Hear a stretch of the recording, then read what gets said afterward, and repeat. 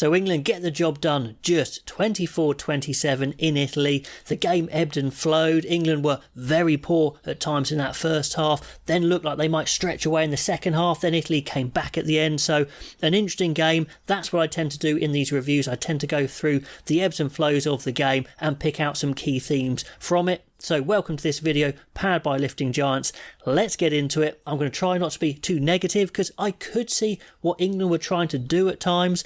It was a good thing that they had time to practice this in this game and get away with a win. Not a bonus point win, while they didn't deserve that anyway. But certainly early on you could see England were trying to put the ball through the hands a bit more.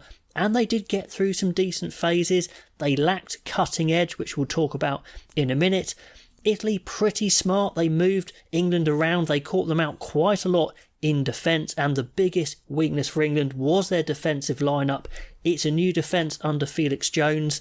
Definitely some positives in the defence. The line speed was amazing at times. Some of the individual tackling was excellent, but goodness me, they got caught out quite a lot. And Italy zooming around to the blind a couple of times in this game, caught them out. They get a penalty early on, 3-0. And a poor start from England's weakest area, tight head. Will Stewart gives away a penalty. I think it was him hands on the ground, and then he carries too high, gets ripped, and they're also in danger in the scrum, although Stewart does come back and get a scrum penalty much later in the game, but they were looking a bit shaky there. He definitely doesn't look an international player to me, to be fair. Tell me if I'm being harsh.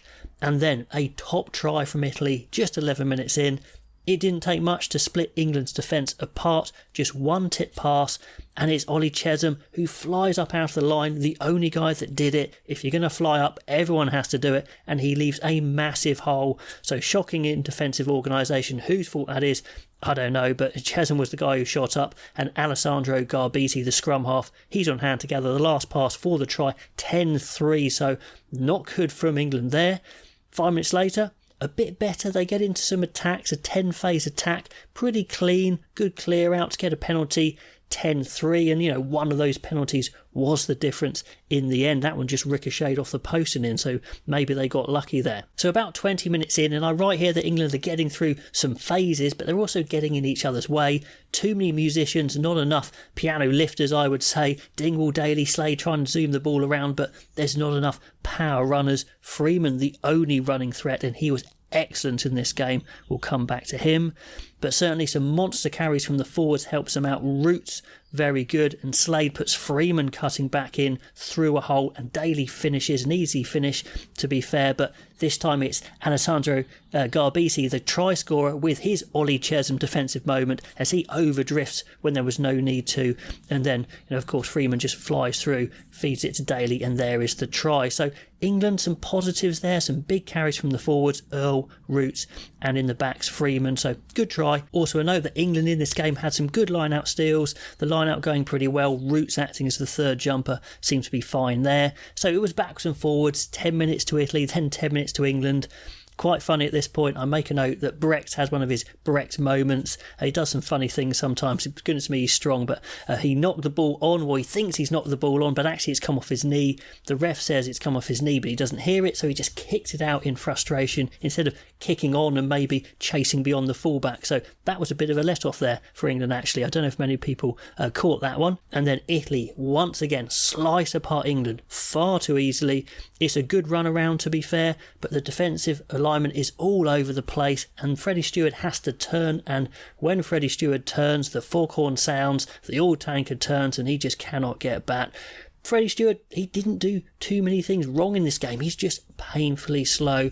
And anyway, Allen is there for the 2-on-1 for the try. 17-8, looking really bad for England at this point because the defensive communication is not good. They're going to have to practice that a lot. It is a new defence, but like I said, lucky they were playing Italy and they could kind of get away with it in the end. And I made a note at this point, I really would change these backs around, either Freeman to 13 or 15, and Faye Wabusa on. England just not looking dangerous enough apart from Freeman.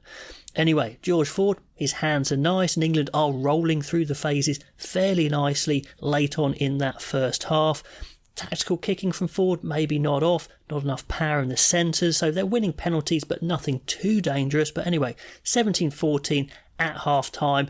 could have been worse for England. And as I mentioned, some good line-out steals from England in this game, and if you want to up your line-out game, get hold of some of these lifting supports by Lifting Giants, the only properly ergonomically designed and tested lifting blocks. Yeah, get hold of these, 10% off for the duration of the Six Nations using the code RugbyAnalyst10 on their website, link in the description below. So yeah, get hold of those if you're a line-out jumper or you know one. So into the second half, and England are starting to look a bit better. Maybe they've found their game plan in attack, which is just give the ball to Tommy Freeman. He roasts their 13 on an outside line, and then a lovely grubber nearly creates a score. So again, playing really well, and England are getting plenty of attacking ball in this second half. And the big step up for England are the forwards are really starting to come to the fore. Their carrying is really getting over the gain line again and again. And England's forwards, even though the scoreline doesn't really reflect it, were pretty dominant. They were getting over that gain line very easily. Slade starting to cause more problems. Dingwall, unfortunately, still pretty anonymous. And like I said, there's only two quick players in the England team. We've got Freeman and Alex Mitchell, and luckily for England, Alex Mitchell comes to the party with just brilliant, amazing individual work, twisting and turning to get over the line. 17-21, and England sneak in the lead there, and they actually start to dominate here, and I expect England to pull away. They never quite do. A Tojay, some brilliance, a tackle, a bounce up, and a jackal penalty. He looked pretty decent. Slade, like I said, some big touch kicks and big tackles, flying up in that 13 position, so he was looking pretty good. Will Stewart may be struggling around the pitch, getting a bit dominated in contact, but his body shape, he gets it right in a scrum on 52 minutes, crumples Fischetti for another penalty. 17-24, so it's looking like England are in a good place to pull ahead. But Italy, they catch England completely off guard again in defence, whipping around once again to the blind, this time off a scrum, and their danger man Monty Ioane makes swift meters, wins the penalty, and they are very lucky that Allen slices his kick nastily. Otherwise the score could have been very different, a draw, or maybe Italy could have pushed on. And it is very clear at this point, I make a note, that Felix Jones really wants England's defensive line to blitz up hard on the outside. We're seeing some positives here and some negatives of that, so something to work on, but definitely line speed stayed high the whole game. Cares on at this point, he milks a penalty, so it's 17-27. Subs are on, and debuts for Charner Cunningham South, who is a serious athlete. Interesting they bring him on at open side as a big open side, and goodness me, he's quick, he's big, he hits like a train. I like him a lot. Finn Smith, not a lot happens for him at 10. Maybe they should have kept George Ford on, I don't know, but they've got him a cap at least. That line speed still pretty high, but then with 10 minutes to go, just when England could have stretched away and won comfortably, Italy get England in trouble once again. That Achilles heel, the defensive numbers, but luckily the flankers step up. The fresh Cunningham South, a massive cover tackle, then Roots goes on a one-man counter-rucking mission, superb from the flankers, save their bacon, but then Elliot Daly, who just looks far too slow to play international wing now, never took his man on the outside, gets wrong-footed here, cynical trip, yellow card, puts England in all sorts of problems. And to be fair to Borthwick, they actually get Fewo-Busu on the pitch. They might not have because of that yellow card. And he actually shows his power straight away coming into midfield, making some meters. England needed that a bit earlier on. On 80 plus minutes, it looks like England might finish with another score. Italy are leaking far too many penalties. Yellow card for the captain, Lamoureux. England have a 5-metre scrum. They really should be scoring from here. But then Beno Urbano stands up, I think, in the scrum. That's what it's called for. So a bad impact for Urbano because Marler had gone 75 minutes in the game. Unheard of for a loose head. Urbano comes on for 5 minutes fresh, gives away a scrum penalty, and Italy work their way the length of the pitch and score from it. So a shocker from Urbano really there. I don't know whose fault it was, but anyway, it's not a good look when England could have scored and then they nearly lose the game the other end. Luckily, they've got enough points on the board. Monty Ioane, brilliant work, bounces off the ground, hands off Fraser Dingwall, then outpaces him to score. Not a good look for Dingwall there. England get away with it because they've got just enough penalties. 24-27 it finishes. So yeah, comments below, let me know what you thought of that game. I thought there was a real mixed bag there. I could see some positives and I could see some real weaknesses as well. That English defence, other sides are going to be watching it, licking their lips going, we could pick that apart. But physicality, I could see it quite well. The forwards I thought dominated nicely. The backs, they seriously need to get some more pace and power in there. But how many years have we been saying that for England?